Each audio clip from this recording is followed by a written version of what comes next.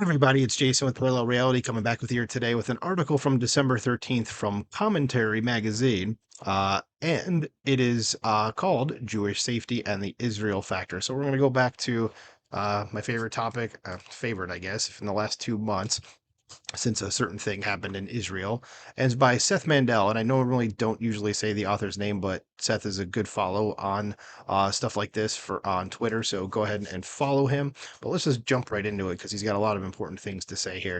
It says early in the 1999 movie Lansky, we see the famous Jewish mobster played by Richard Dreyfuss, that's Meyer Lansky, of course, late in life walking through Jerusalem. Well, it says his name right here. Meyer Lansky and his Israeli acquaintance pass a group of IDF soldiers, and Lansky says to his friend, I wish my grandfather could have seen them. His friend shrugs, it's just an army. Lansky responds that a friend in Israel recounted the following story. An elementary school teacher was telling his class of 8-year-olds about the Holocaust, and one of the youngsters asked, why didn't we send our army? Lansky's friend smiles and nods, point made.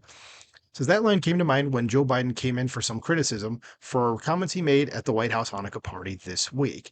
I ran into trouble and criticism when I said a few years ago that you don't have to be Jewish to be a Zionist, the president said, and I am a Zionist. That wasn't what rankled his left-wing critics, however. They were bothered by Biden's explanation of Israel's importance to world Jewry. Were there no Israel, there wouldn't be a Jew in the world who is safe. It's worth pointing out that, according to the Times of Israel, that comment was followed by loud applause. So it's not like Biden is in real trouble, but Israel skeptical Jews take offense at the idea that Israel's existence is needed instead of merely wanted by world Jewry. The president, however, correct. Wow. So President Applesauce Brain's actually right about something. How about that? Because as a Jew in America, complained Yale Law School lecturer Stephen Wertheim in a tweet that was representative of the general tone of the objections, I resent the implication that Jews in America are unsafe and that they must rely upon a foreign government rather than their own to make them safe. Well, I think we've seen in the last couple of months that we're not really that safe. Um, so I'm not sure I agree with that statement. It says, but that's not really the implication. The idea is not that Jews are never safe at any moment in time. That's the way I took it too. Says, nor is it that foreign intervention or national flight are our safeguards. The point is simply this. There is a ceiling on the threat to Jews in the world as long as Israel exists. As those who want to see another Holocaust know they would have to first destroy Israel. Coincidentally, we are having this conversation at this moment precisely because such forces exist and have been attempting to carry this plan to fruition. So it says Israel does save many Jews in more direct ways, of course. In 1991, Israel rescued thousands of Ethiopian Jews from the country's civil war through a series of airlifts. 40 years earlier, the young state had done the same for Iraqi Jews, and before that, Yemenite Jews. It says Jews from Yemen were airlifted to Israel as recently as 2016, but the bulk had come decades earlier. Yeah, now find out how many Jews live in those places today, and it's minuscule, if any. This is Israeli intelligence has also foiled terror attacks around the world, some of which in Cyprus and Brazil, for example, and the Brazil one was recent, I think, have been made public. And recent, I mean like within since October 7th happened. So in the last couple months. And there are diplomatic angles. Israel's existence within and its clear value too, the alliance of Western democracies ratchets up the pressure on countries that mistreat their Jewish citizens. But the larger point is both simple and irrefutable. Israel is the real world manifestation of never again. Is indeed Jewish organized self defense as a nation, whether or not that nation was located as an independent Jewish state in the land of Israel, became the consensus after the 1903 Kishinev pogrom, even on the left. The Jewish Socialist Bund, notes historian Monty Noam Penkower, called for answering violence with violence rather than submissively awaiting salvation from God, friends, government, or other quarters. The writer Ahad Ha'am wrote that the government should permit as us the natural right of every living creature to defend itself inasmuch as it is able by recognizing Jewish defense leagues in all Jewish communities. Socialist Zionist ideologue Nahum Sirkin wrote an article in Yiddish urging fellow Jews to go out to the street with weapons in hand. Poale Zion activist Michael Halpern, under the rallying cry "Remember the Shame," organized Jewish fighting groups in Vilna and other towns.